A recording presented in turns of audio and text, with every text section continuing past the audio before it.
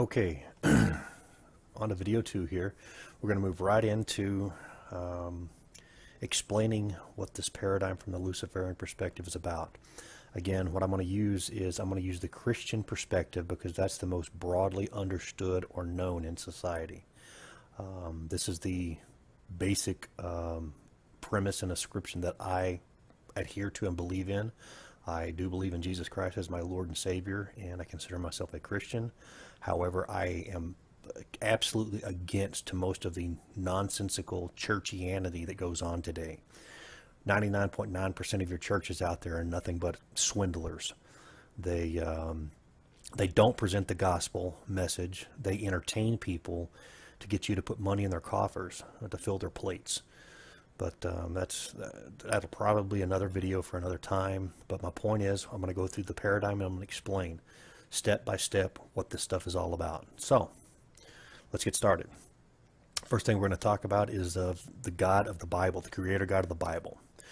Christian paradigm says God is the great I am. He has no beginning nor end. He always has existed and is the same yesterday, today, and forever. I absolutely believe that. That's what Christianity teaches 101.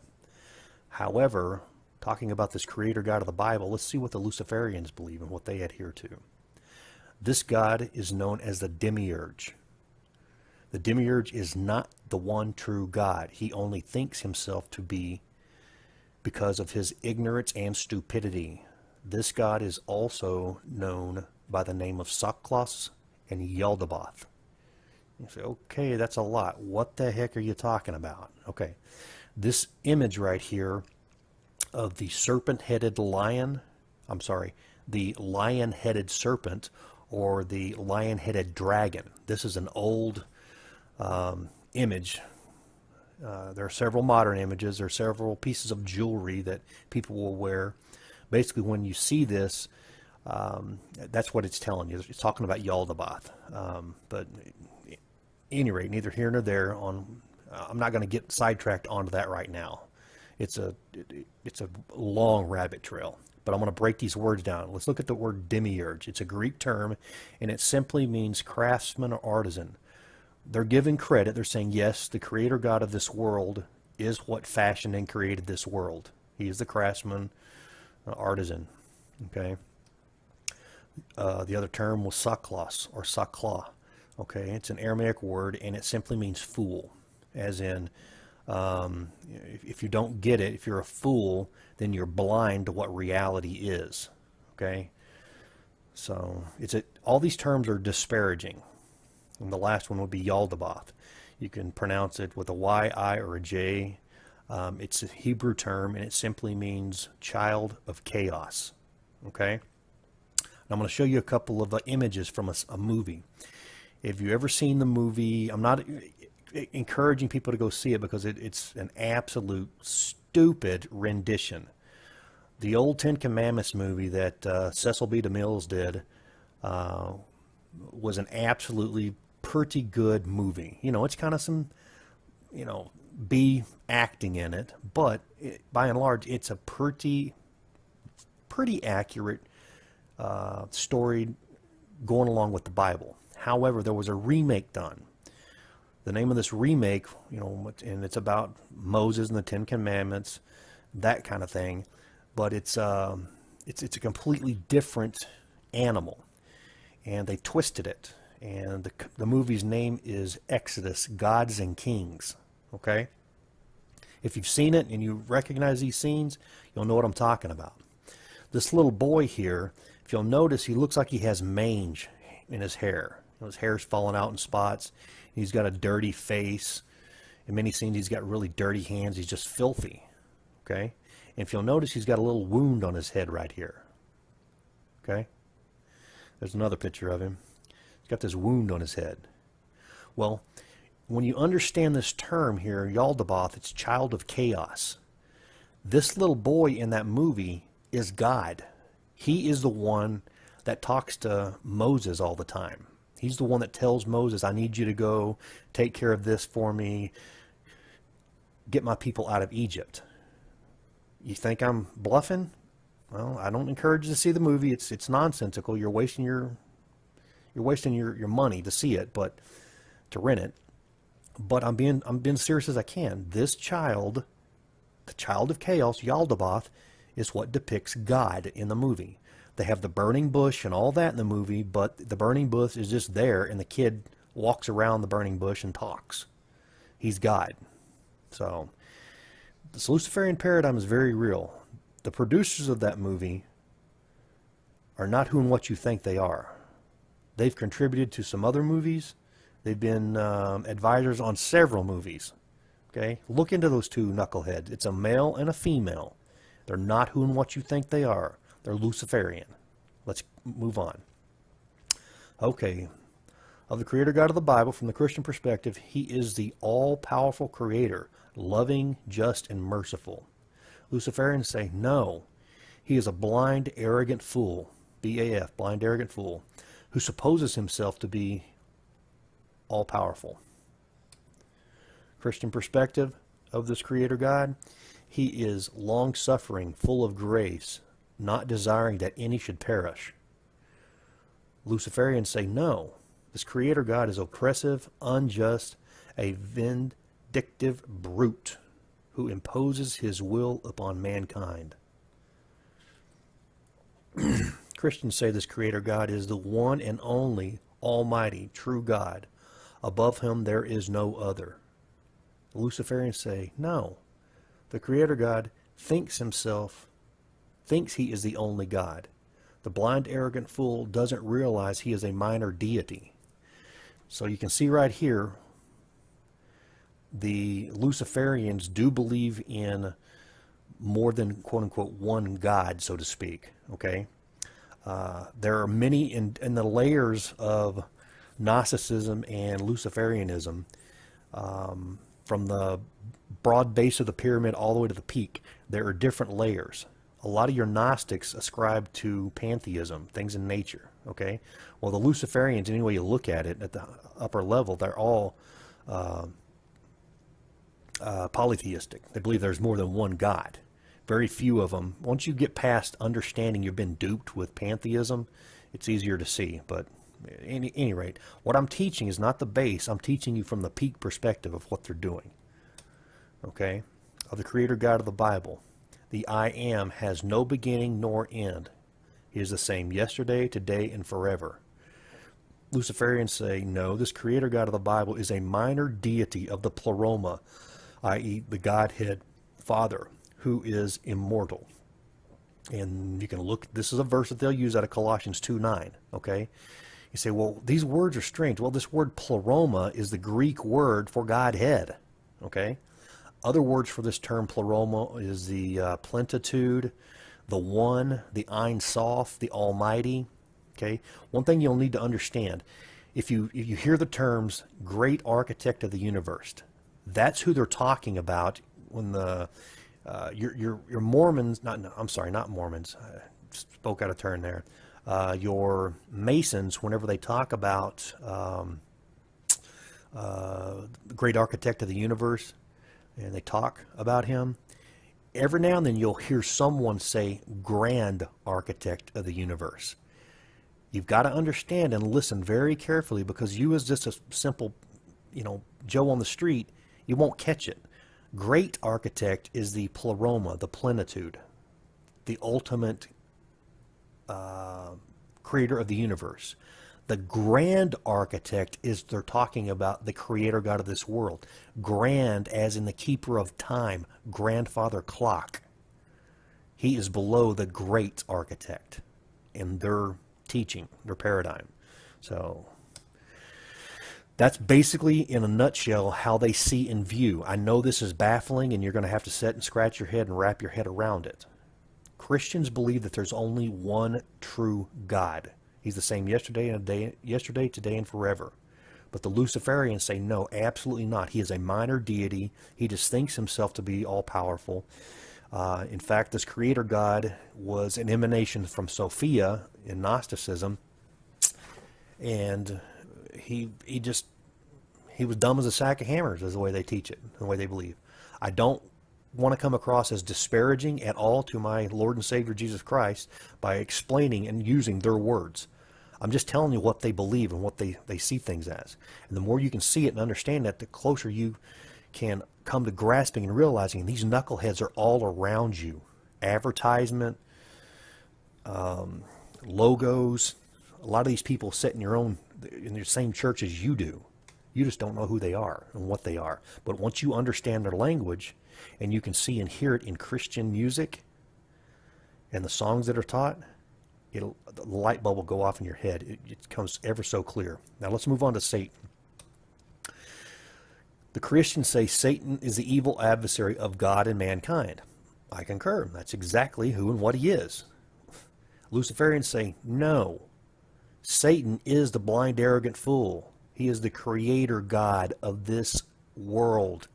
2 Corinthians 11:14. Okay?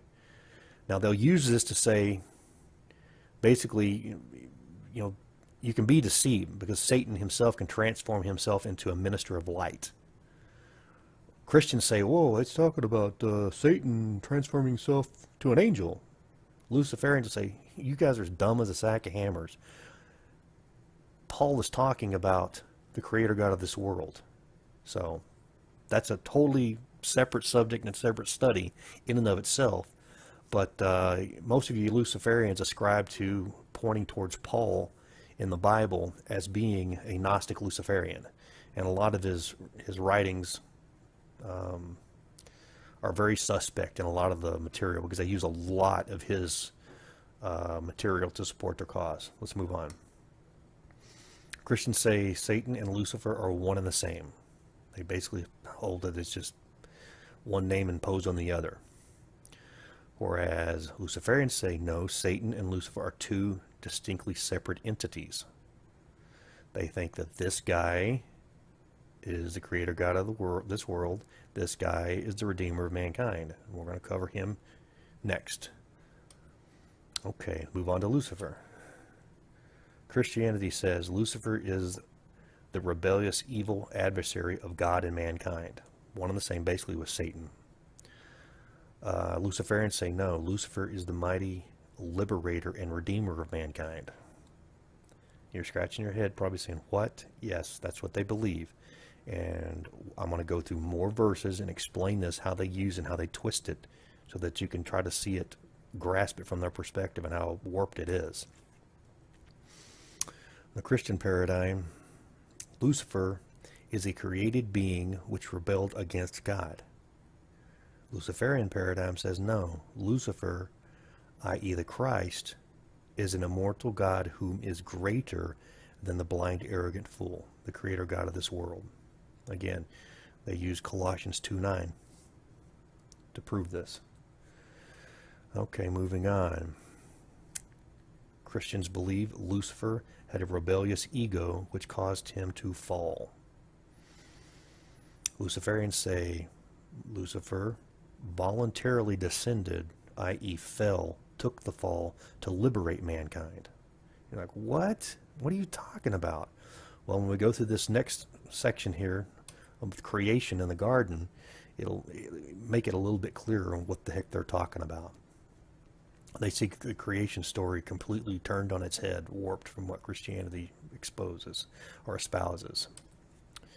All right, of the garden creation, Christians ascribe creation. God created man in his own image, and man was to keep and tend the garden. Simple enough, sounds straightforward. Luciferians say, no, the blind, arrogant fool, the creator God of this world, once again tried to create, yet failed, producing evil, deformity, disease, and death. See, when they say he tried to create again, yet failed, they believe he tried this many, many, many times. Ergo, evolution is tied into their belief and their paradigm. And there's been many, many attempts, and it always has failed in ending in deformity, disease, death, evil, calamity, and ruin. Okay, paradise. The Christians say, well, God made mankind, had personal fellowship with him, as well as, paradise. God and mankind had perfect fellowship, and all was perfect. still didn't read that right. Paradise, God made mankind, had personal fellowship, and all was perfect. That's what Christians hold to, and that's what I believe. Whereas Luciferians say, no, the blind, arrogant fool wanted to be worshipped, imprisoned mankind naked and ignorant in the garden.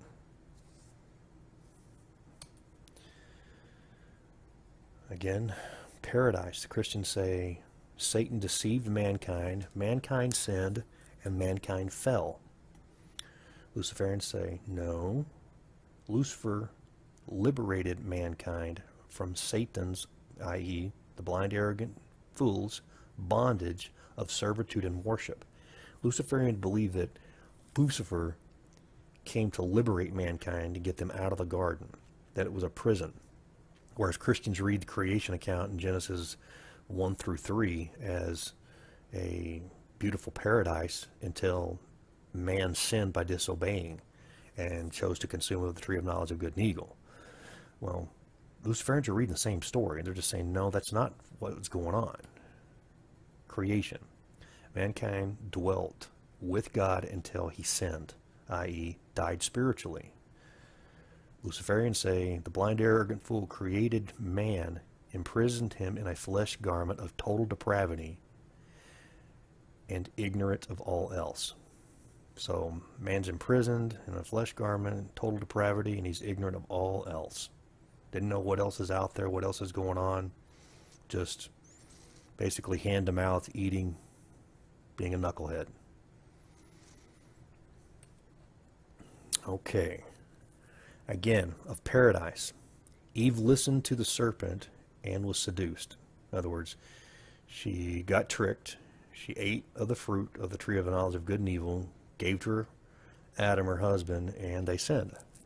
And you can read the story account in Genesis chapter 2 and 3 and see what happened and go from there. So, in other words, the instruction was given in chapter 2, do not consume of this tree, to Adam, but then Eve was the one that did consume and take and give to her husband, and he did fall and they sinned, blah, blah, blah. But Luciferians say, no. Lucifer voluntarily left his abode with the pleroma and descended, i.e. fell, to earth to liberate mankind. This selfless act was required in order that mankind could receive the liberating knowledge, i.e. limited atonement, and thereby overcome the prison of the flesh garment. Lucifer, i.e. the Holy Spirit, then impregnated Eve with his son Cain. Cain was then to impart liberating knowledge to those whom he deemed to be worthy. In other words, Lucifer fell, but from our paradigm, fell, like fell from grace. No, he voluntarily fell, descended from his abode of perfection into this chaotic world of deformity and calamity to liberate man, because man was imprisoned. Okay, why did he do that? What's from their perspective? Well, man has in him a spark of the divine. The Creator God did breathe the breath of life into Adam. Christians teach and believe that. Well, the Luciferians go along with that. They say, yes, that's what happened. But that spark of the divine is simply trapped within a flesh garment. And if you can manipulate and harvest and get that spark of the divine released, it's more kudos for you. So that's what they're about as far as manipulation and intimidation to control the masses around them. Okay? We'll get into that a little bit later. Paradise. Adam and Eve sinned and were separated from God, i.e. died spiritually. Luciferians say, no, the blind, arrogant fool, in a fit of rage, drove man from the garden and cursed them. Adam knew Eve, and she bore Cain, and then bore Abel. Okay, this is real straightforward. You can read this. It's right there in the Bible. Okay, and it's pretty straightforward. That's exactly, it's paraphrased here, but that's what happened. Okay, Luciferians say Eve bore Lucifer's son Cain, and then bore Abel, his twin half-brother. Cain was a tiller of the ground, and Abel was a keeper of the flocks. Straightforward, it's right there in the Bible. Luciferians say, no, not so fast. Cain exhaustively toiled with the barren ground for nourishing sustenance. However, Abel was lazy and did the easy thing of catching and eating dumb creatures the blind, arrogant fool had created. So they flipped it on its head. That Cain, exhaustively toiled with the ground that the Creator God had cursed. Well, that's not what the Scripture says. It says Cain was a tiller of the ground, Abel the keeper of the flock. But they read into it, this nonsense. Let's continue on with the garden account, creation account. Cain brought of the fruit of the garden Cain brought of the fruit of the ground an offering, and Abel brought of his flock. And the Lord had respect for Abel and his offering. Yet, as for Cain and his offering, there was no respect. So Cain became very angry and sullen. And the Lord said to Cain, "Why are you angry and sullen?" That's pretty straightforward. Again, I'm paraphrasing here, but it's right there in the Bible, black and white, what happened.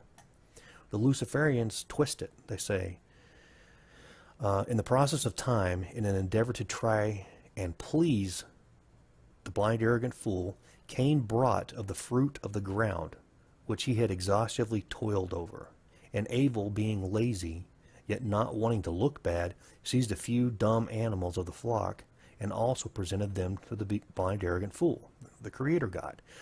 So what it boils down to from the Luciferian perspective, they have to stay in good graces of the Creator God, otherwise he'll inflict icky things, bad things, calamity, torture, to make your life miserable if you're not giving him appeasement. Yes, he did drive him from the garden, but he jealously wants to look back and see if they're still remembering and thinking about him. So, I'll explain this here, and I'll explain it a little bit later. We'll touch on it a little bit later. Cain, as being a half-human, half-immortal, the offspring of Lucifer and Eve, under the Luciferian perspective, he could not, he can't die. In other words, the Creator God can't kill him and wipe him out and annihilate him, okay, because he's half-immortal. So we'll get into this a little bit further as I go on, but I need you to keep in mind that you're not dealing under their perspective of the paradigm that Cain's not just a human being. He's half human, half immortal. Okay? Kind of like Superman and the nonsense you can hear from those stories. Let's continue on. All right.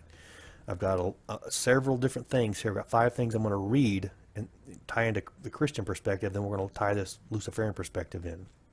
Okay. This is the conversation that God had, about Cain being sullen when Cain and Abel brought their gifts, their offerings. Cain, the Creator God said, "Cain, if you do well, you will be accepted. If you do not, yet if you do not, then sin is as a snare at your door."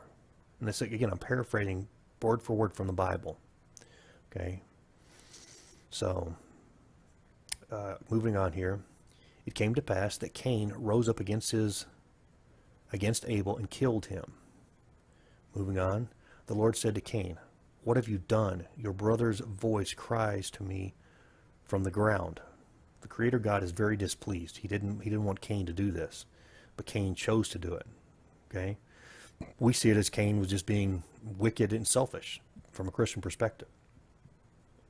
The Lord said to Cain, "The ground shall no longer yield unto you her strength.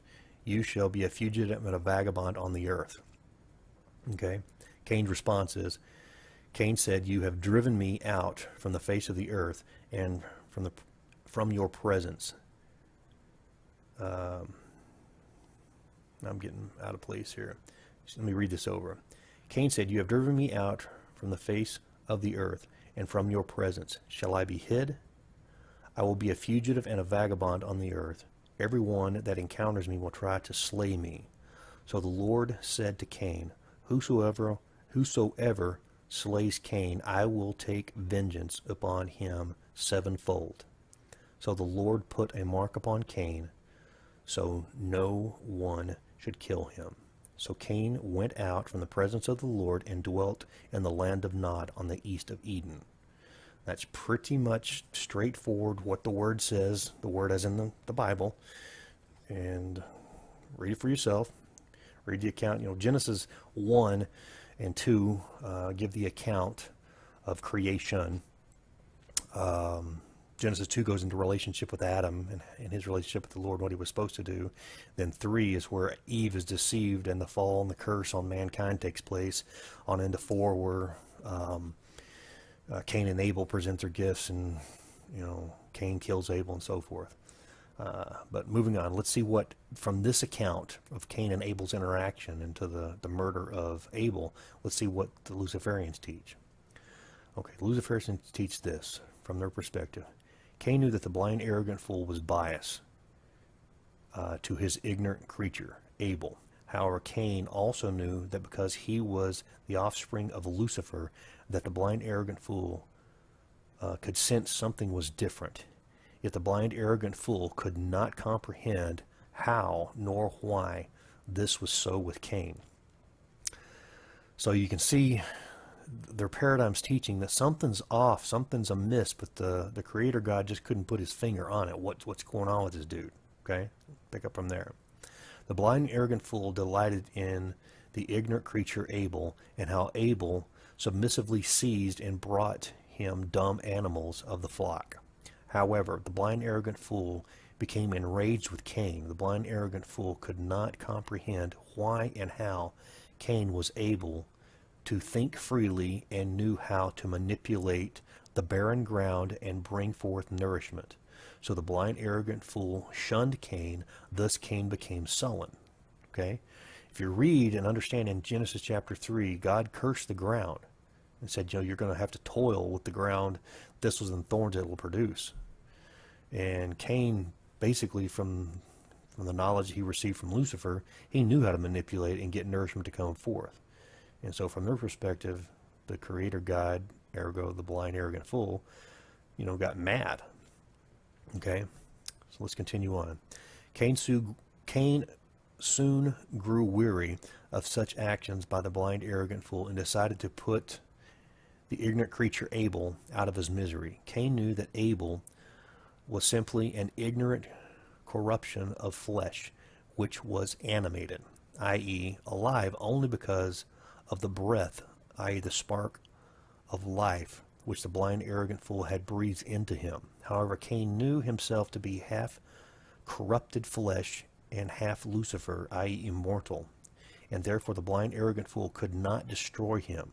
So Cain killed Abel, and the blind, arrogant fool could only drive Cain away and warn the other ignorant creatures to leave Cain alone by a mark he put upon him. In other words, he couldn't kill him, but in his flesh garment he can manipulate and put a mark on there. Leave this dude alone.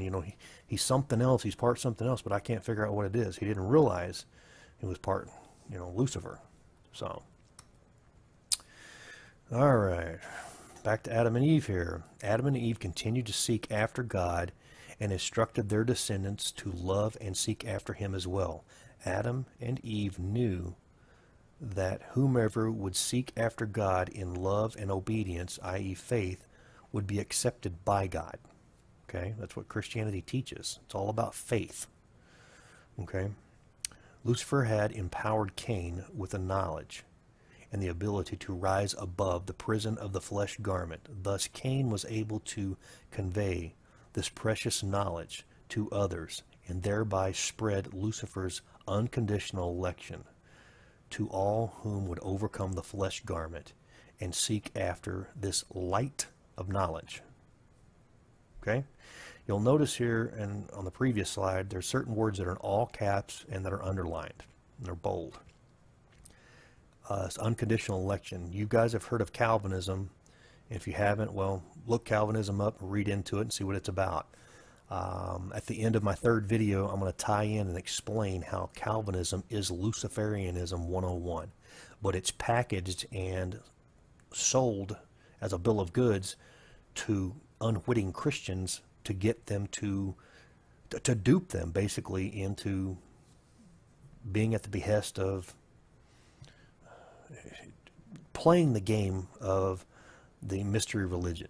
Okay, if you don't know you're a part of it, Well, okay, your ignorance is bliss. But once you do know you're a part of it, you're going to be held accountable. So I'll explain as all this goes on. I tie it all in and explain how it's a part of the Luciferian paradigm. So look for that at the end of the third video. Remember always, thank Jesus.